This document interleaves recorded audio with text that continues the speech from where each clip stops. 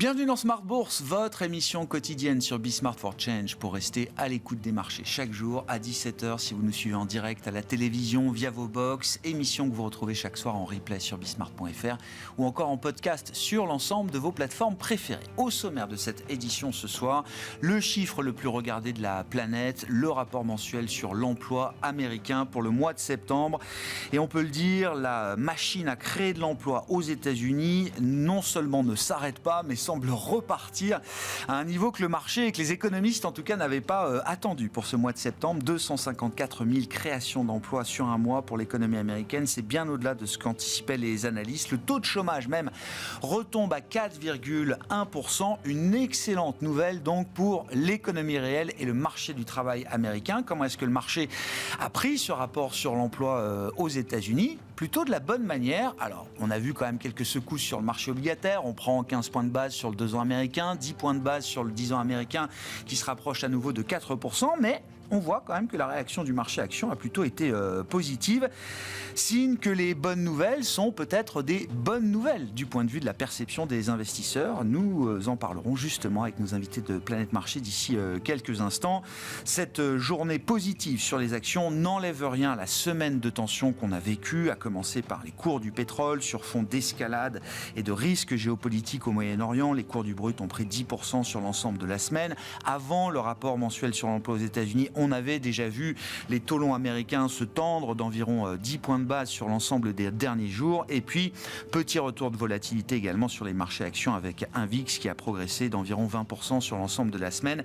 Et des actions mondiales qui termineront cette semaine sur un bilan négatif. On perd un peu moins d'1,5% sur l'indice MSCI World au terme de cette semaine. Là aussi, discussion de ces sujets de marché avec nos invités dans quelques instants. Et puis dans le dernier quart d'heure de Smart Bourse, comme une fois par mois, nous retrouvons les équipes de Clartan pour détailler un cas d'investissement à travers le prisme de l'analyse fondamentale. Le cas que nous détaillerons aujourd'hui est celui de Ralph Lauren et nous en parlerons avec Elisabeth de Saint-Léger, associée et gérante chez Clartan, qui sera avec nous en plateau à partir de 17h45.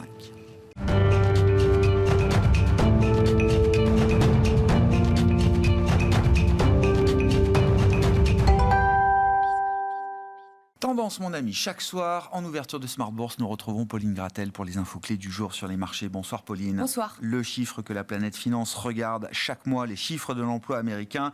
Et ce rapport du mois de septembre est assez explosif avec des créations d'emplois au plus haut depuis le mois de mars. Oui, en septembre, l'économie américaine a créé 254 000 emplois. C'est beaucoup plus que ce qui était attendu puisque les analystes tablaient sur 147 000 créations.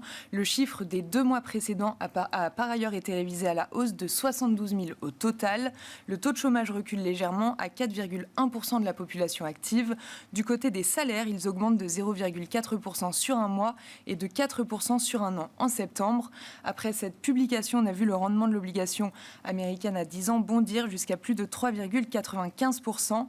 Le dollar bondit également, ramenant l'euro-dollar sous 1,10. Si on regarde la réaction des actifs risqués des marchés actions, on peut le dire, cette bonne nouvelle concernant l'emploi américain a été perçue comme une bonne nouvelle pour les investisseurs. On a vu la Bourse de Paris accentuer sa hausse après cette publication. Oui, et malgré une semaine compliquée, marquée par un retour de la volatilité avec un indice VIX repassant au-delà du seuil de 20, la Bourse de Paris rebondit de plus de 1% ce vendredi grâce à ce rapport solide et meilleur qu'attendu. Plus largement, les bourses européennes sont dans le vert, tout comme Wall Street d'ailleurs. Vous l'avez dit, Pauline, tout ça n'enlève rien au fait que la semaine a été compliquée, sur fond notamment de tensions au Moyen-Orient entre Israël et l'Iran et la crainte de possibles escalades supplémentaires. Oui, et à ce sujet, Joe Biden évoque des discussions avec Israël qui envisage de riposter en frappant les installations pétrolières iraniennes.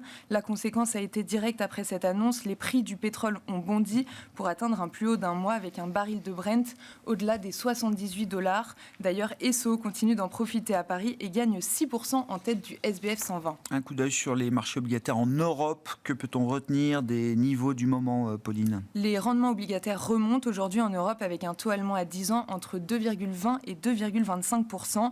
Le rendement de l'obligation française de même échéance tourne autour de 3%. Et puis l'actualité des entreprises, avec la Française des Jeux par exemple, qui annonce aujourd'hui le succès de son OPA sur Kindred. Oui, le lancement de cette offre publique d'achat avait été annoncé en janvier pour une valeur d'entreprise de 2,6 milliards d'euros et c'est la plus importante opération de l'histoire de la FDJ. Ça y est, aujourd'hui, la FDJ acquiert ainsi plus de 90% du capital de Kindred, propriétaire d'Unibet. Le titre FDJ est en hausse de 2% à Paris. Et puis un mot d'Emeis, l'ex-Orpea, qui déçoit le marché aujourd'hui avec la publication de ses résultats. Oui, l'entreprise fait état d'une perte nette de 260 millions d'euros au premier semestre. Il y a un an, la perte nette était supérieure à cette année, 370 millions d'euros. Emeis maintient ses objectifs de 2024, mais malgré tout, le titre recule de 5%. Et puis coup d'œil pour finir sur ce qui attend les investisseurs la semaine prochaine. Quels seront les rendez-vous importants, Pauline ? La semaine prochaine sera rythmée par la publication de plusieurs indicateurs, comme les ventes de détail de la zone euro du mois d'août, la balance commerciale américaine du même mois, mais surtout l'inflation américaine de septembre qui sera publiée jeudi. Pauline Gratel avec nous, chaque soir en ouverture de Smart Bourse. Tendance, mon ami, les infos clés du jour sur les marchés.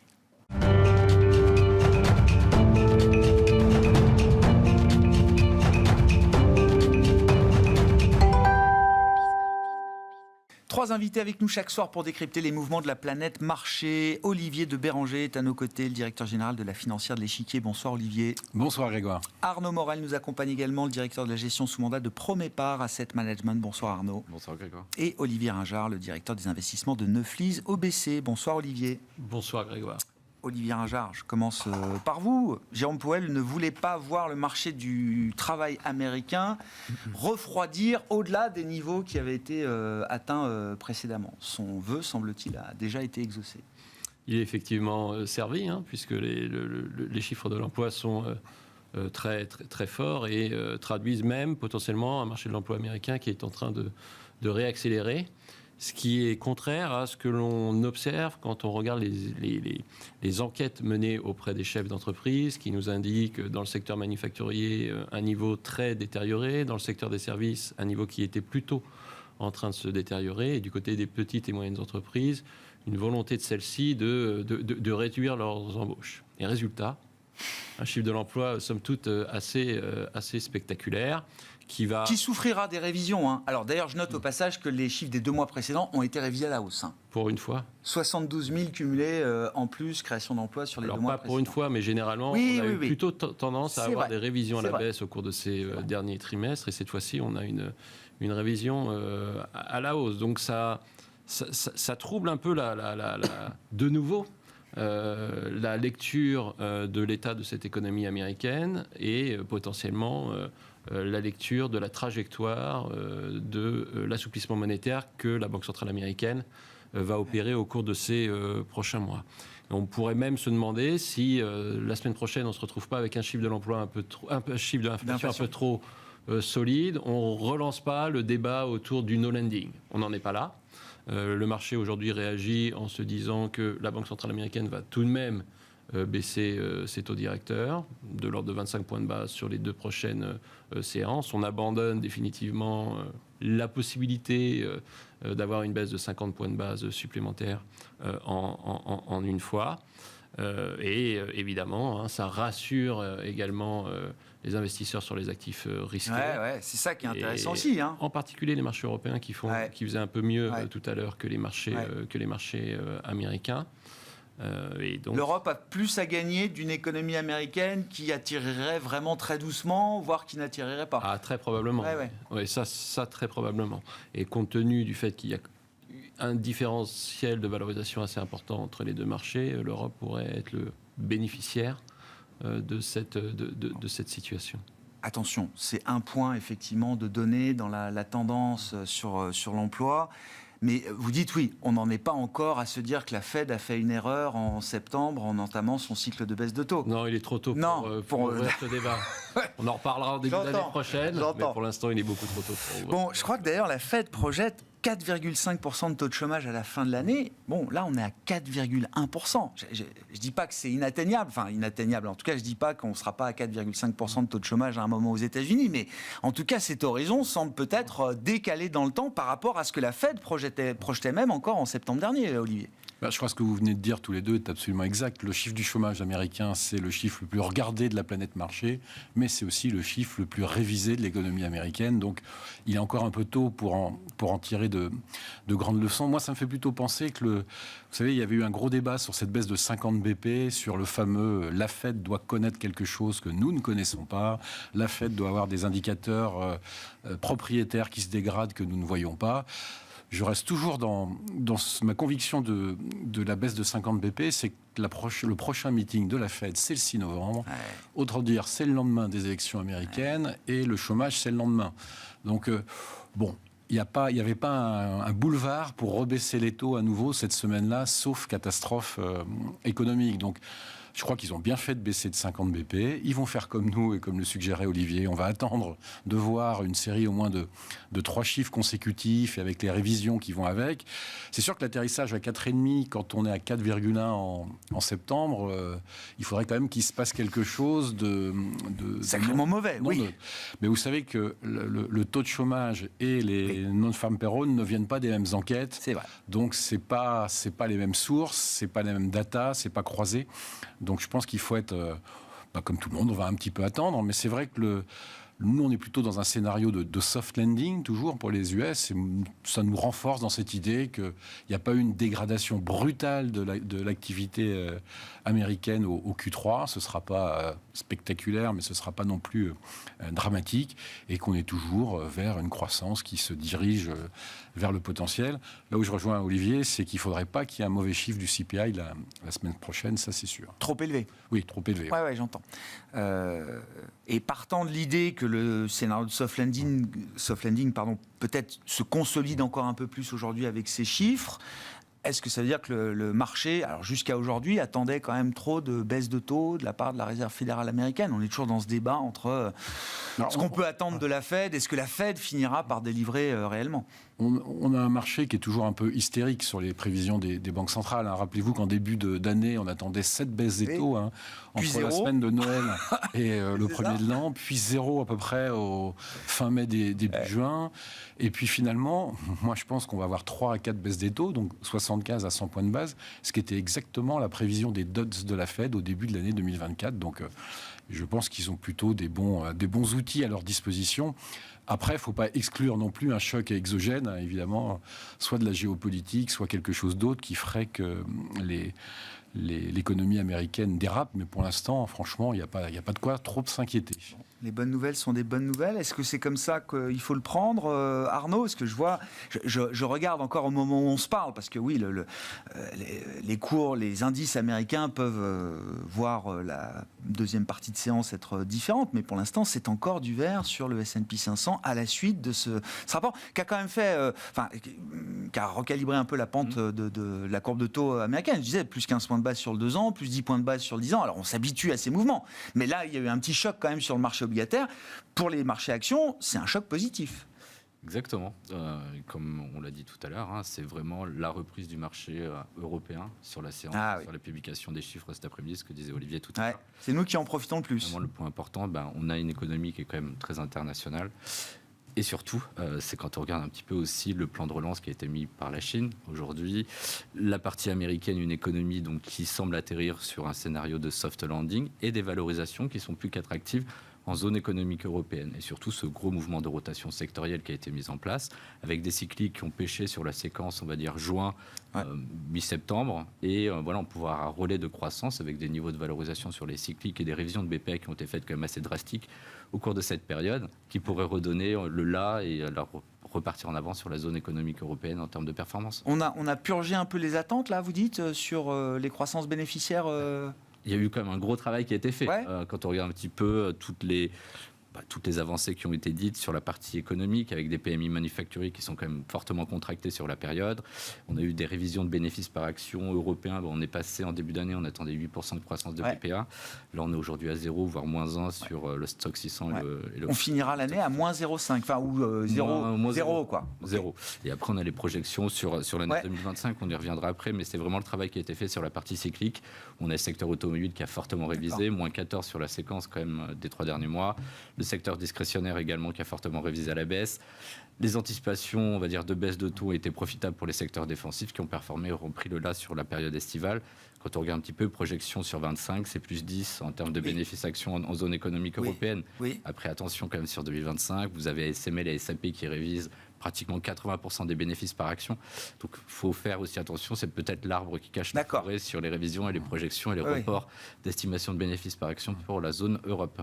Mais ce qui est intéressant, c'est que vous dites, on commençait du point de vue des attentes du marché pour les bénéfices des entreprises en Europe, on commençait l'année à plus 8, on va arriver à, au final, 0.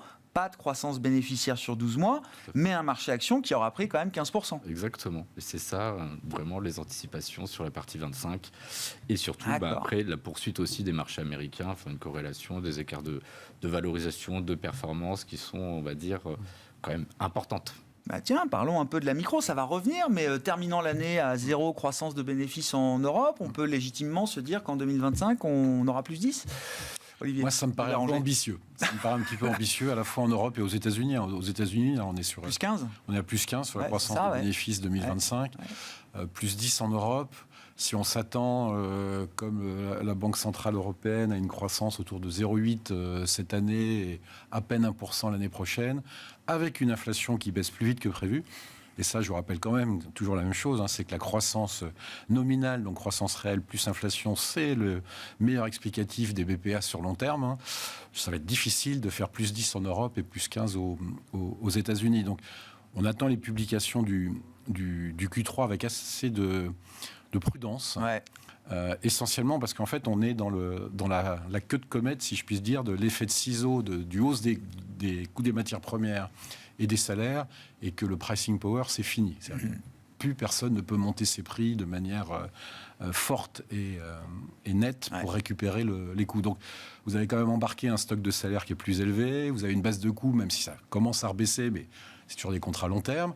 Il y a quand même une incertitude sur le prix de l'énergie avec ce qui se passe au Moyen-Orient. Donc, moi, je serais un peu plus prudent que ce qu'attendent les marchés. Je ne suis pas catastrophiste, loin de là, mais plus 10 en Europe, plus 15 aux États-Unis, ça me paraît ambitieux. Et dans le plus 10, vous me corrigez si je me trompe, plus 10 moyen en Europe, on attend plus 10 pour les défensives, mais plus 15 pour des cycliques. Absolument. C'est-à-dire que l'idée, c'est assez cohérent d'ailleurs. Si l'idée d'une reprise européenne, enfin en tout cas d'une croissance aussi médiocre soit-elle, c'est quand même sur les cycliques qu'on a le plus d'attentes aujourd'hui. Donc ça me paraît un peu optimiste. Bon, après, c'est toujours les attentes de début d'année qui sont toujours corrigées au mois de juin. C'est généralement le creux du pessimisme. Et puis après, on remonte gentiment en fin d'année sur l'efficacité opérationnelle des entreprises qui finalement arrivent toujours à se débrouiller un peu mieux que ce à quoi on s'entendait.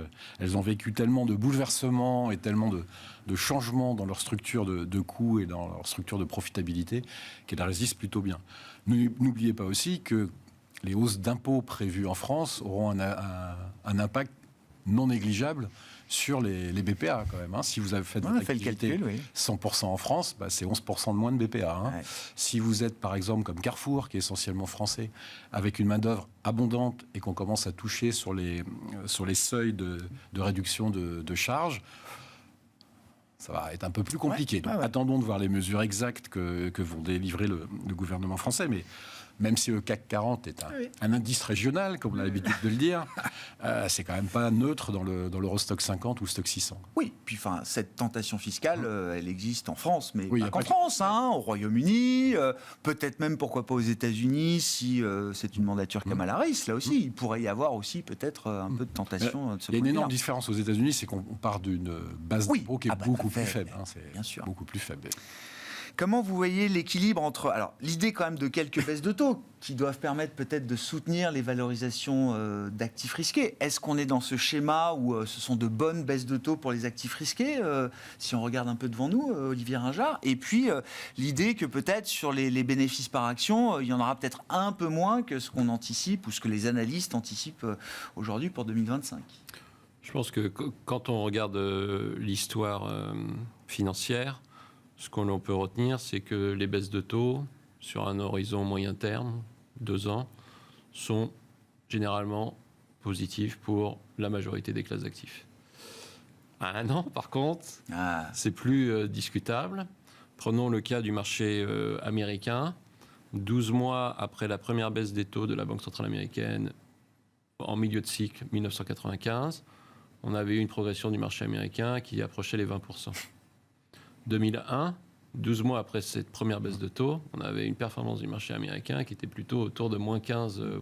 Donc, ce qui dicte la dynamique des marchés à court terme, ce n'est pas que la dynamique de taux d'intérêt, c'est évidemment la dynamique du cycle économique.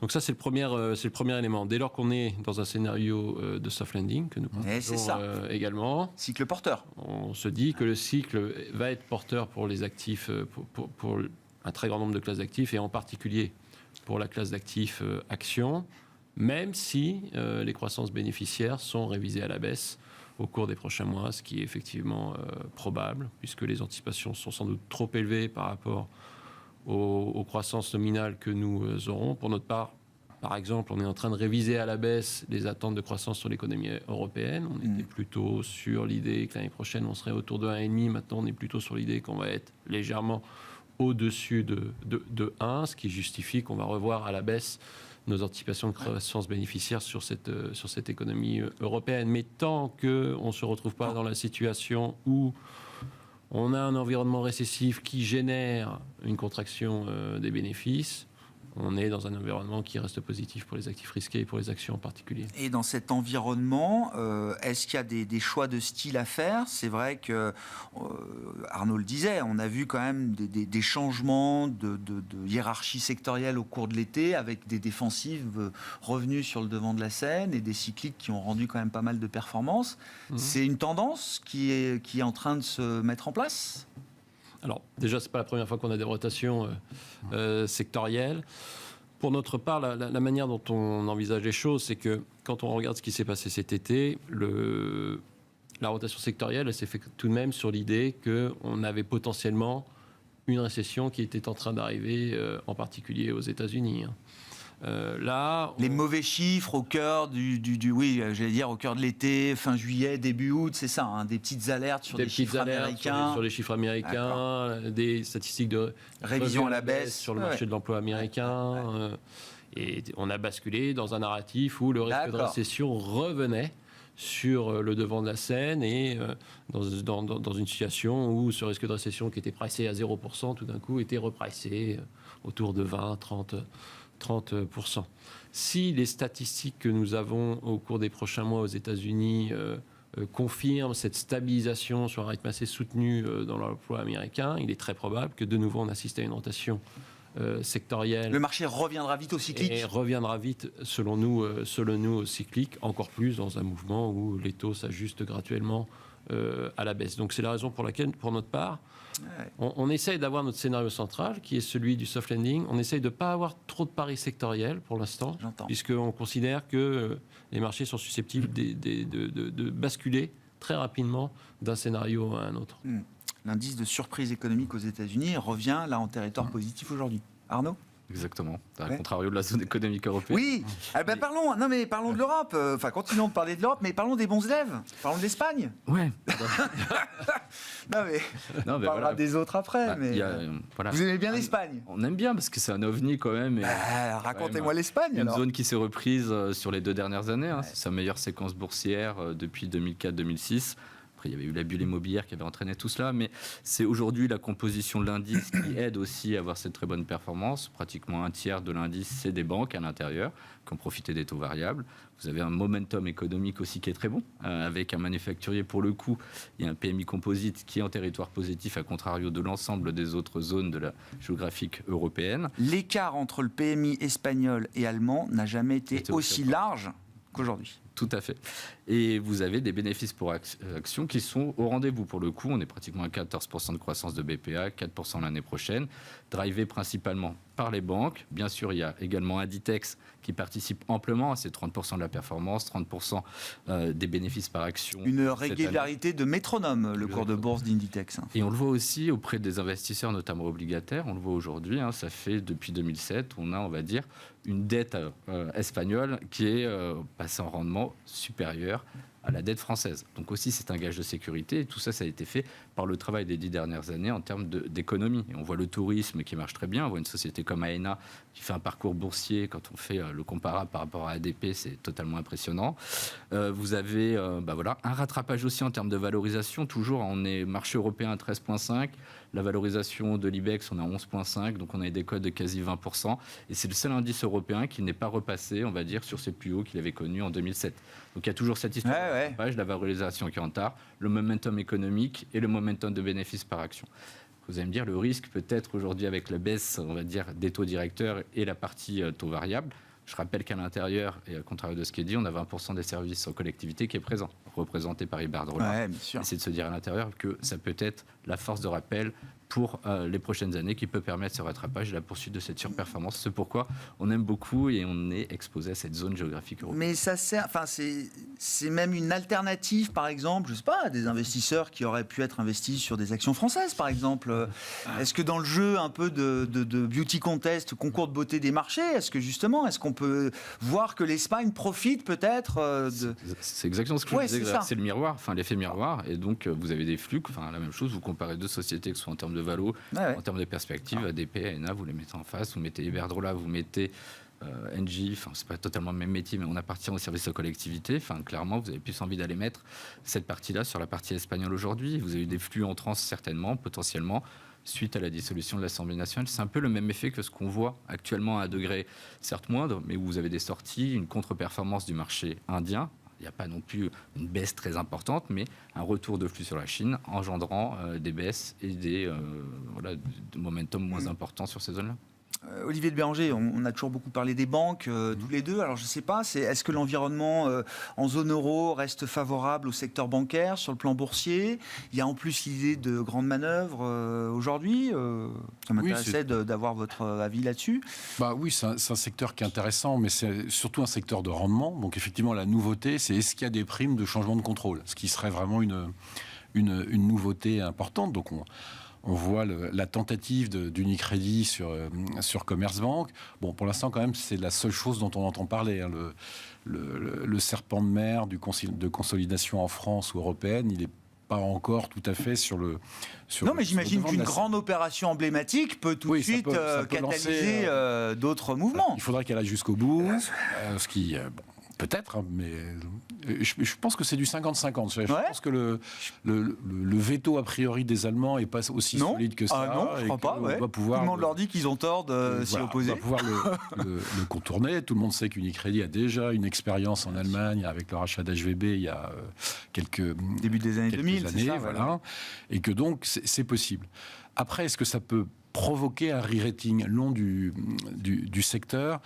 Je pense que ce qu'il faudrait quand même, c'est qu'on ait une apparence ou un arrêt de la surréglementation du secteur en Europe. Alors on entend, il y a des petites musiques tout à l'heure. C'est fini, les spécialistes d'Axiom, ils m'ont dit, le choc réglementaire, la BAL 4, ça a été voté au Parlement, ça y est, enfin pour une fois il y a de la visibilité. Je suis assez d'accord, il y a d'autres secteurs qui sont en train d'être plus régulés, mais qui ne sont pas forcément bancaires. Et donc je pense que si on avait la conviction que le choc réglementaire est vraiment derrière nous, là il y a des upsides de 30 ou 40%, puisque la moyenne du secteur bancaire, ça dépend des pays, mais tourne entre 0,8 et une fois la boucle en Europe, alors qu'aux États-Unis, on est autour de 1,5-2 selon les secteurs. Il y a plus de croissance aux États-Unis, les taux sont plus élevés, c'est normal que les banques soient mieux valorisées. Mais pour revenir sur les régions européennes, moi je suis plus inquiet sur l'Europe en général que sur certains pays qui peuvent faire un peu mieux, mais c'est un peu mieux dans un environnement qui est quand même assez terne. Et moi, ce qui m'inquiète plus sur le soft landing ou le no landing américain, c'est que ça pourrait freiner la BCE dans ses baisses de taux. Alors que s'il y a bien une zone économique qui a des taux astronomiques, des taux réels astronomiques, c'est bien l'Europe. Donc on a vraiment tout ce qu'il faut par an. Je rappelle que le prix de l'électricité en Europe est environ 2,4 fois plus cher qu'aux États-Unis. Je vous rappelle que notre premier partenaire commercial, la Chine, alors Je suis plutôt positif pour la Chine, pour une fois, Grégoire. Donc peut-être qu'il y a un coup de trading à faire, mais et pas en bonne santé. Le conflit au Moyen-Orient, s'il y a un problème sur le prix du pétrole, les États-Unis, ils s'en moquent puisqu'ils sont exportateurs nets. Ils en profitent, oui. Donc, et premier exportateur mondial de LNG. Je vous rappelle que dans le détroit d'Ormuz, il y a le pétrole qui passe, mais aussi 20% de la production mondiale de LNG. Donc tout ça fait qu'une fois de plus, on a l'impression qu'on est le continent et la zone géographique qui, de toute façon, subit le plus de chocs exogènes. Et il ne peut pas y avoir trop de baisse de taux d'écart entre la Fed et la BCE. Alors moi j'ai pris comme un signal ultra positif Bien sûr. Que Madame Lagarde se permette de baisser les taux avant la Fed. C'était incroyable. Je crois que j'avais cité cette phrase du président de la Banque centrale hollandaise qui avait dit « ça ne se fait pas de baisser les taux avant la Fed ». Une espèce de politesse, d'habitude qui n'a quand même pas de sens. Un peu désuète, quoi. Un peu désuète qui n'a pas de sens. Donc, le risque le plus grand pour moi, c'est ça. C'est que ça freine la BCE dans sa baisse de taux. On a une inflation qui va être à 1,5 très vite. On a une croissance, comme le disait Olivier, qui est à 1% au mieux. Donc, ça nous fait une croissance nominale à 2,5. Mais qu'est-ce qu'on fait avec des taux à 3,65 au moment où notre zone économique n'a jamais été aussi endettée? C'est-à-dire que c'est une aberration d'avoir vraiment une aberration économique, d'avoir des taux réels aussi positifs, alors que nous sommes un des continents les plus endettés. Excusez-moi pour le... Non, mais on va voir. Mais on verra. Déjà, la BCE va baisser ses taux le 17 octobre, ce qui n'était pas gagné il y a encore 2 ou 3 semaines. Et c'est vrai que le dernier rapport sur l'inflation va quand même dans le sens, d'une amélioration quand même de l'équilibre des risques pour ceux qui pensent que le risque inflationniste à travers les salaires est encore important en Europe. Donc on verra les résultats le 17 octobre prochain. Pourquoi pas un pas de 50 ? Enfin, je veux dire, on a vu tellement de choses dans la montée des taux que, je me dis que tout peut être possible de ce point de vue-là. Sur l'Europe, oui, la Banque Centrale Européenne, et puis un mot quand même de la position de la France dans tout ça, ou plutôt, je me place à nouveau du point de vue des marchés et des créanciers. Est-ce que la France parle correctement à ses créanciers aujourd'hui, par exemple, Olivier Ringard ? Alors, sur la Banque Centrale Européenne, je rejoins ce qui a été dit. Elle est en retard. Elle doit aller vite. Il faut qu'elle baisse. Mais elle ne baissera pas de 50 points de base. Je serais très surpris qu'elle baisse de 50 points de base. Mais à suivre. Sur la situation de la France, situation somme toute assez complexe. Mais situation qui devrait se gérer. Ça peut passer.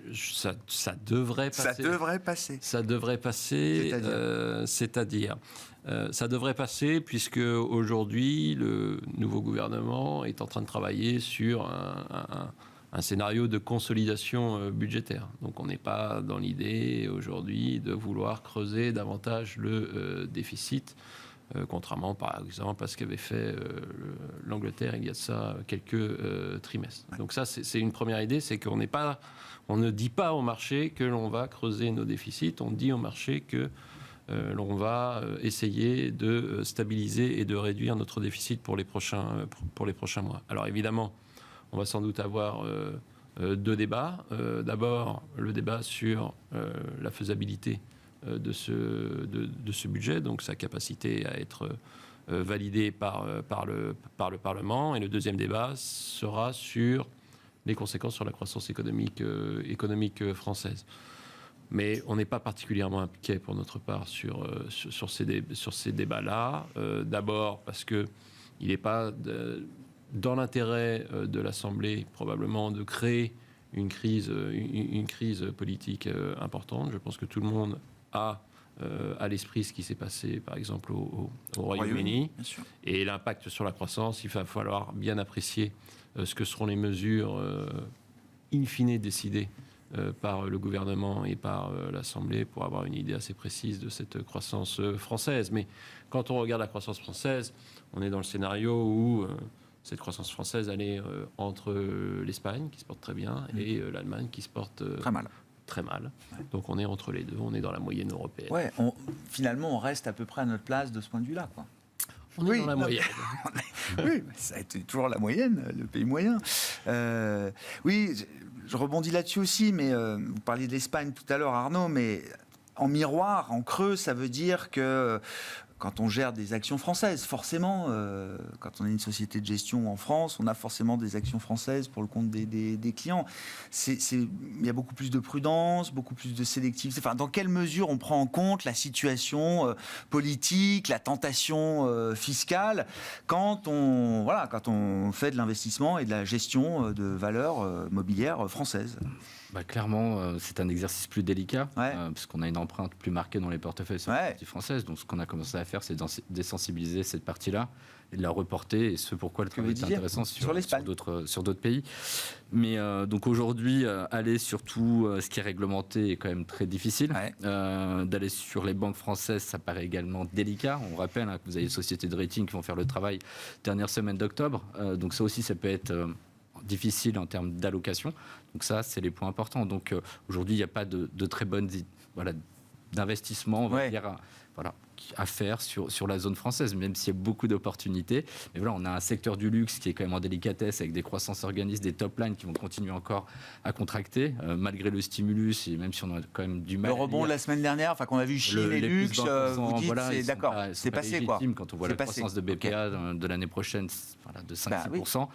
Et on a du mal à voir aussi en quoi ça va stimuler la consommation, même si les 50 BP sur les crédits acquis aujourd'hui pour le consommateur chinois. Mais aujourd'hui, la France, c'est pas la zone à privilégier en zone économique européenne. Donc le premier travail, c'est de regarder un petit peu les attraits et les points faibles, on va dire, des sociétés qui sont présentes en portefeuille, de faire les arbitrages et de les reporter, maintenir une exposition action comme nous le souhaitons, mais d'arbitrer au sein de cette zone. Bon. Qu'est-ce qui fait que vous êtes positif sur la Chine, du coup, aujourd'hui, Olivier? Je rebondis. Une fois, oui. Ça fait 4 ans parce que des packages de relance, il y en a eu d'autres. Mais visiblement, il y a quelque chose de nouveau, là. Je pense que... Je n'irai pas jusqu'à dire que la Chine est investissable, mais en tout cas, je pense qu'on peut faire un coup de trading sur les actions chinoises, parce que quand même, le plan, il est sérieux, là.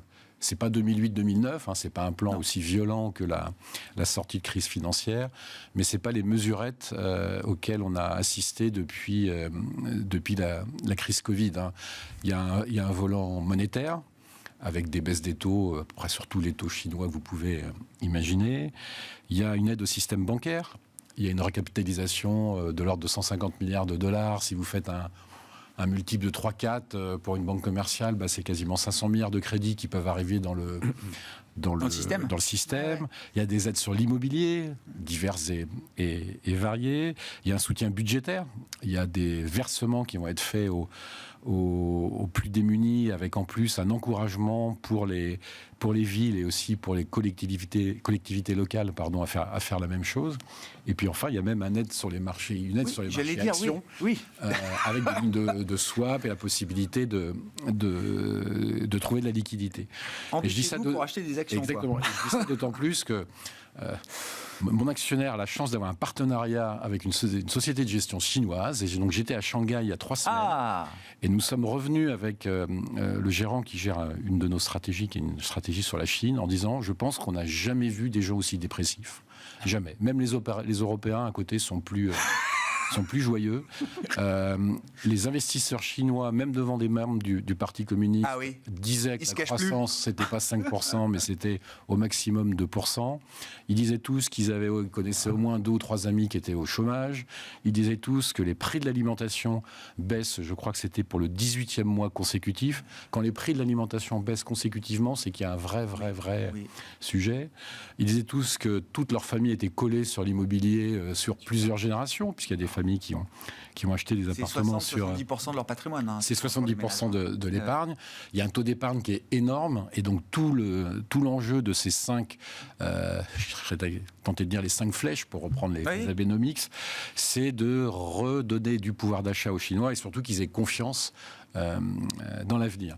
C'est anecdotique, mais depuis ce plan, les ventes d'appartements de luxe à Shanghai ont explosé. C'est vrai. Explosé. C'était à l'arrêt, ça a explosé. Je pense que ça peut durer un peu plus longtemps que les précédentes mesurettes. Est-ce qu'à moyen terme, on peut toujours décemment investir en Chine? C'est encore trop tôt pour le dire, puisqu'il ne faudrait pas que ce soit en gros un coup d'une fois et qu'après ça retombe. Mais je crois qu'il y a vraiment eu une prise de conscience du gouvernement et de l'État central qu'ils étaient allés trop loin dans beaucoup de choses et que si ça continuait avec une démographie déclinante, ils allaient mourir riches, mais plus vite que prévu et avec un taux d'épargne au plafond. Le timing des annonces, comment vous le comprenez à un mois de l'élection présidentielle américaine?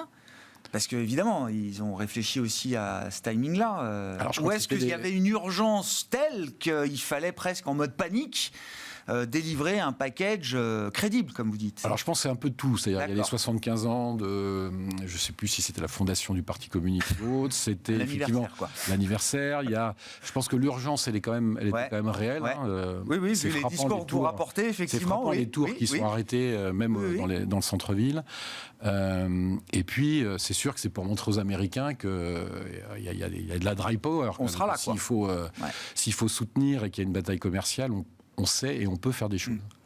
C'est une bonne nouvelle pour la Chine, mais pour nous aussi, le soutien qui est apporté et les promesses de soutien qui sont apportées, avec peut-être d'ailleurs une porte ouverte pour en remettre plus dans les prochains mois ou trimestres.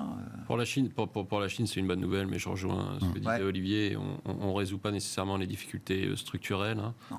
On en voit pour notre part 3. La première, c'est le fait qu'on a une économie qui repose encore trop sur l'investissement et pas suffisamment sur la consommation. La deuxième difficulté, c'est la décroissance de sa population active qui pèse sur la croissance potentielle. Et la dernière difficulté, c'est l'excès d'endettement accumulé au cours de ces dernières années, qui est matérialisé par exemple par une dette des entreprises en pourcentage du PIB autour de 220% et qui nécessiterait d'être restructuré. Donc le sujet à moyen terme sur la discussion sur la Chine reste, selon nous, ouverte sur un horizon à 5 ans. C'est une bonne nouvelle pour l'économie mondiale parce que ça empêche cette économie chinoise de dériver vers la récession, voire la déflation.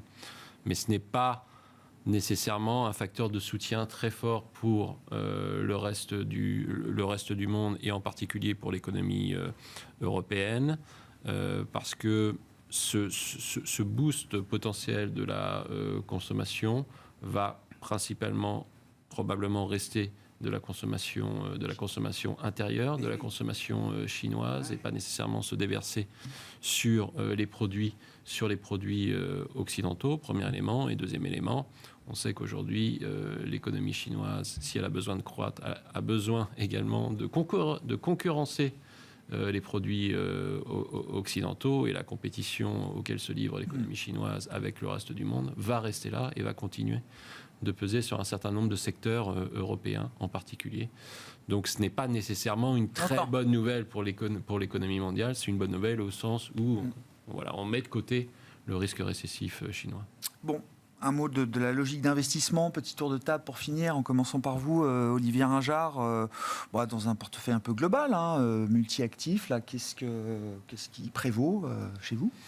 Scénario de soft landing. Donc, scénario de soft landing, on aime à la fois les actions et les obligations. Ouais. Et on privilégie toujours légèrement les États-Unis, qui reste le marché le plus résilient dans ce cycle.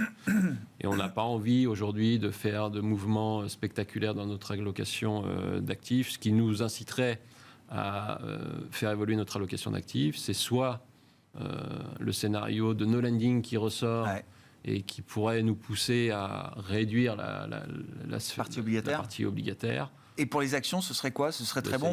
Et ça serait plutôt bon pour les actions. On considérerait que good news is good news, même s'il y aurait probablement au niveau sectoriel des différences assez spectaculaires.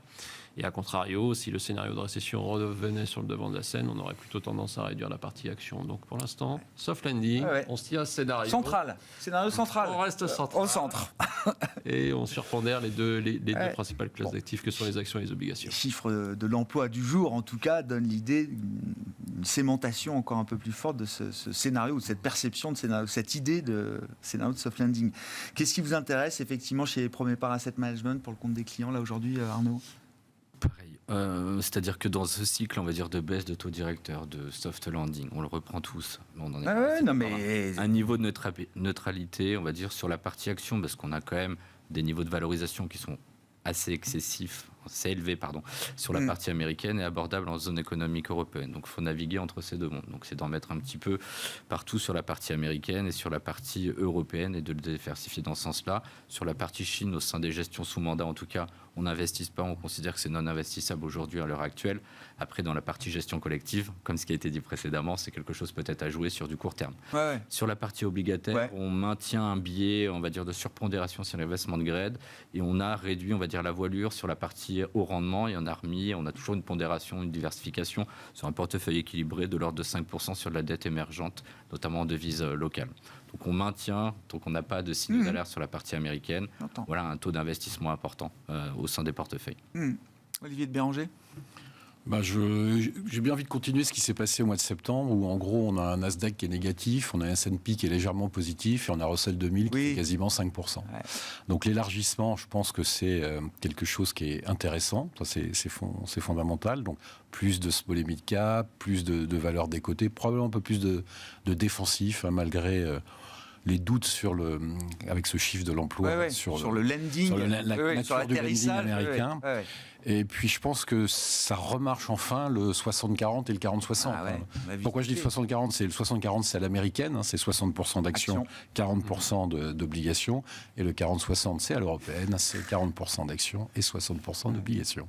Mais on retrouve une bonne balance avec ces portefeuilles historiques. Avec ces portefeuilles historiques, où il y a un accident industriel en 2022, mais qui depuis retrouve du poil de la bête.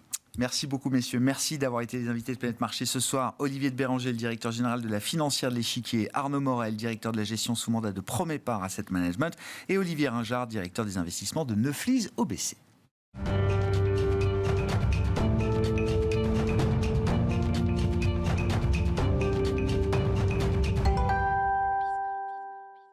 Le dernier quart d'heure de Smart Bourse chaque soir, c'est le quart d'heure thématique. Une fois par mois, nous avons rendez-vous avec les équipes de Clartan Associés pour détailler un cas d'investissement à travers le prisme de l'analyse fondamentale. Nous parlons ce soir du dossier Ralph Lauren avec Elisabeth de Saint-Léger à mes côtés, qui est associée et gérante chez Clartan. Bonsoir Elisabeth. Bonsoir Grégoire. Merci beaucoup d'être avec nous. Alors, on va présenter Ralph Lauren, mais c'est vrai que c'est une marque iconique, mondiale, je pense, que tout le monde connaît depuis des années maintenant, mais c'est aussi depuis 50 ou 60 ans, je n'ai pas la date précise, vous allez nous le dire, c'est aussi l'histoire d'un homme. Mais oui. Et d'une famille, encore aujourd'hui. Encore aujourd'hui, oui. Non, c'est vraiment le rêve américain, comme on l'imagine, parce que Ralph Lauren est vraiment un self-made man.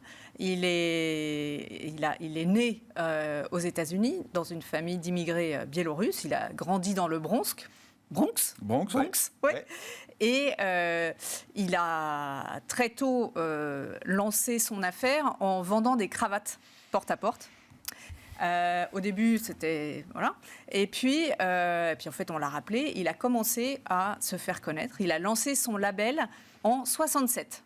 Donc lui, il avait 28 ans à peu près, donc très jeune quand même.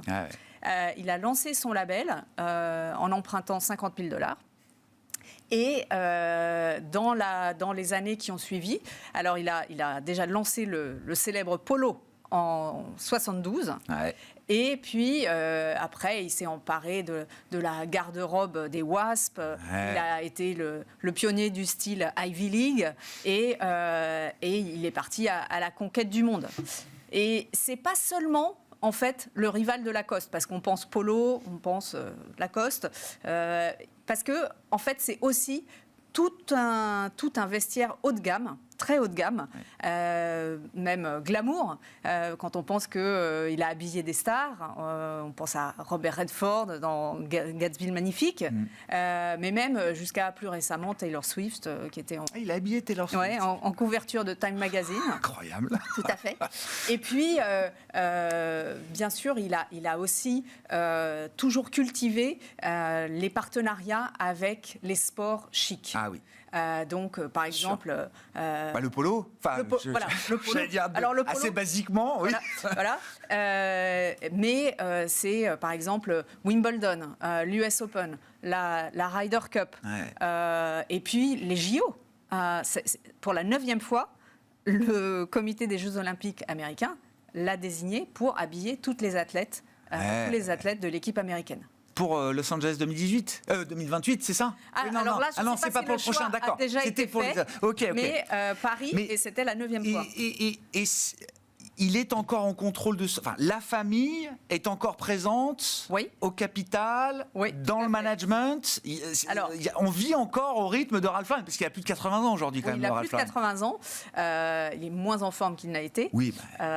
Il a encore toute... sa prestance. Sa prestance et puis l'inspiration. Ouais. La famille a encore 35% du capital. Et beaucoup plus que ça, des droits de vote. Ah oui. 84%. Donc c'est complètement verrouillé, contrôlé encore par la famille. C'est très famille. Cela dit, il y a un seul des 3 enfants qui est impliqué dans l'affaire à l'innovation. D'accord.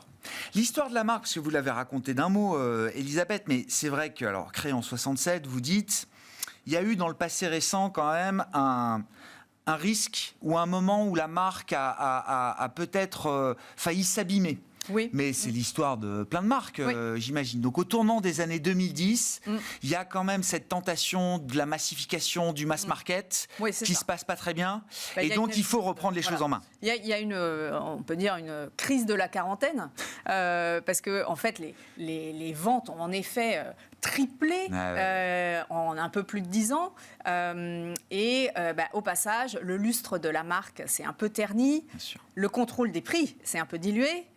Les marges avec, et puis le cours a dévissé entre 2015 et 2017 de plus de moitié. D'accord. Donc c'est là, en effet, qu'est intervenu un grand plan de redressement avec 2 personnes qui ont été vraiment tout à fait clés dans la mise en œuvre et la réussite du plan. C'était en 2016 la nomination de la CFO, Jane Nielsen, qui vient de passer la main à son successeur. Et puis l'arrivée aux commandes d'un nouveau CEO, Patrice Louvet, un franco-américain venu du monde de la grande consommation, puisqu'il avait fait carrière chez Procter. Le roi du marketing, quoi. Voilà. Et là, cet attelage nouveau a été extrêmement déterminé pour mener un plan qui consistait d'abord à recentrer et élever la marque. Donc par là, il faut entendre se concentrer sur les quelques marques iconiques qui font le succès et l'image, qui portent l'image de Ralph Lauren. Et puis mieux contrôler les prix. Ça passe par une réduction de la partie qui est vendue en grand magasin. Donc ça a été massif, 2/3 de réduction. On s'est coupé de certains réseaux, on a recréé un peu de rareté, exactement, pour dire les choses, de désirabilité. Et on a gardé les premiums, bien sûr. Et puis, c'est aussi un recrutement de nouveaux clients qui sont prêts à payer. Notamment les jeunes, donc savoir attirer les jeunes. Et puis il y a eu aussi un plan d'économie, donc des mesures de productivité, c'est assez classique. Oui, ça c'est plus classique. La fermeture de points de vente qui était moins rentable, mais tout en continuant à investir. Donc investir dans l'expansion à l'international et dans le digital. Intéressant. Comment est-ce qu'on fait en sorte que la marque ne s'abîme pas, qu'elle ne vieillisse pas aussi, avec les ressorts de nouvelles générations, millénials ou génération Z, qui sont très différents? Quelle a été la clé, la recette du succès de ce point de vue-là pour Ralph Lauren? Puisque vous dites c'est une marque qui est appréciée des jeunes générations. Oui. C'est pas évident. Alors, de façon peut-être pas intuitive, en fait, ce chemin d'élévation de la marque, ils ont commencé par le faire en Chine, où ils étaient en avance sur le digital et où ils avaient déjà fait tout un travail sur l'empreinte de magasins. Et ils ont utilisé les mêmes ressorts pour recruter des clients plus jeunes qui sont prêts à mettre le prix et surtout cultiver tout ce qui fait à la fois l'exclusivité, la relation de confiance que les jeunes apprécient, notamment à travers des outils digitaux et puis bien sûr. la présence dans des jeux vidéo, sur des plateformes comme Roblox, mais par c'est ça exemple. qui n'est pas évident, hein, Oui, je trouve. mais dès lors qu'en fait... D'être transgénérationnel Oui. comme ça, parce Oui. que quand on a vu une marque portée par ses parents, ses grands-parents, parfois on Oui, se on dit, peut bah, dire ça, c'est peut-être c'est pas un le petit truc peu, que j'ai envie de porter. voilà. Et en fait, là, si. Et en fait, si, parce que dès lors qu'il y a un côté exclusif, qu'ils arrivent à garder cette expérience client et à contrôler le prix, c'est en phase avec l'image de luxe qu'ils veulent garder. Le client type, c'est encore un homme. Vous disiez, il a habillé Taylor Swift. Oui. Est-ce que c'est aussi, pour Ralph Lauren, un univers féminin, j'entends, de développement? Alors, il y a des catégories dans lesquelles il y a encore pas mal de potentiel d'expansion. C'est notamment la garde-robe féminine. Et mais c'est un axe stratégique pour eux? Oui, tout à fait. D'accord. Les accessoires aussi, donc la maroquinerie, qui sont des articles bien margés aussi. Et donc ça aussi, ça participe à l'élévation de la marque. Ouais. Bon, qu'est-ce que ça donne en PNL? En sonnant, en chiffres, en chiffres, sonnant et trébuchant. En fait, surtout, nous, ce dossier, on le suit depuis très longtemps, parce que en fondamental, ce qu'on aime, c'est une marque qui a été construite, un style, une image qui a été construite sur des décennies. Et ça c'est pas reproductible comme ça du jour au lendemain, et qui est, comme on le voit, tout le temps travaillé. Et la dimension de rêve est toujours travaillée. Vous voyez les défilés, on dirait des films. Donc il y a cet univers qui est... assez unique, hein, on peut dire. Oui, dans le textile, habillement. Il y a du pricing power, et ils en ont fait la preuve. Et puis, il y a une situation bilancielle qui est saine. Et donc ça, en fondamental, ça donne les moyens d'agir, d'appliquer une stratégie pertinente. Donc ça, c'est, je dirais, c'est des attributs qu'on aime beaucoup et qui font que on en a une position depuis très longtemps dans un grand mandat avec une vision très long terme. Ouais. Mais on s'y est réintéressé de plus près quand on a vu les premiers fruits du plan. Oui, de cette transformation, de cette élévation de la marque, de cette stratégie d'élévation de la marque. Parce que c'est quand même très spectaculaire. Donc l'élévation de la marque, donc les prix, c'est quelque chose de l'ordre de 60%. Par ces actions qui ont été menées de sélectivité de la distribution, d'expansion dans les bonnes catégories, d'extension de l'offre sur les marques haut de gamme. Donc ça, c'est quand même assez spectaculaire. Et donc, en 2022, on a eu les premiers fruits et on a eu confiance donc, pour la suite. Et on a renforcé dans notre grand mandat et on a initié une position dans un des fonds Clartan Flexible. J'ai revérifié, effectivement, on a commencé la position à $92. Aujourd'hui, on est à 190. C'est au plus haut quasiment. Hein. Oui, c'est ça. Voilà. Et donc, il y a vraiment eu un chemin qui a été parcouru et qui est reconnu en bourse. C'est une histoire stand-alone pour Ralph Lauren, l'avenir, ou est-ce que ce sera compliqué? Alors, on peut toujours se poser cette question. Effectivement, quand il y a tel attachement à un dirigeant vieillissant, même s'il reste très alerte. Alors, déjà, pourquoi est-ce qu'on garde la position aujourd'hui? C'est que on voit que certes, il y a eu un gros chemin qui a été fait, un re-rating qui a commencé, un élargissement des marges, mais il y en a encore sous le pied. D'accord. Ce vent-là, il est toujours porteur. Ce vent-là, il est toujours porteur. Il nous reste 30 secondes, Elisabeth. Voilà. On voit que dans un univers où le luxe a du mal, en Europe, là, il y a un contre-exemple. En Europe et en Chine, Ralph Lauren est en croissance. Je comprends. Donc on pense que ils ont vraiment trouvé leur position. Et après, on voit aujourd'hui d'autres sociétés du luxe dans lesquelles des grands groupes prennent des participations. Bon. c'est pas exclu, mais en tout cas, ils peuvent continuer un chemin en stand-alone. Même sans être adossés à un grand groupe, ils ont du vent dans les voiles encore aujourd'hui dans ce secteur-là. Merci beaucoup, Elisabeth. Elisabeth de Saint-Léger qui était avec nous, associée et gérante financière chez Clartan, pour évoquer ce dossier. Ralph Lauren, voilà donc pour Smart Bourse ce soir. Bon week-end, on se retrouve lundi sur Be Smart for Change à 17h en direct.